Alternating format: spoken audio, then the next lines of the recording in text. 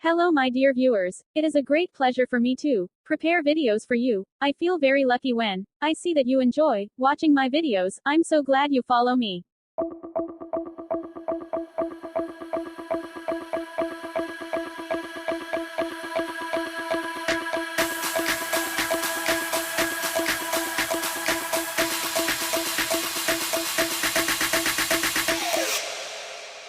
You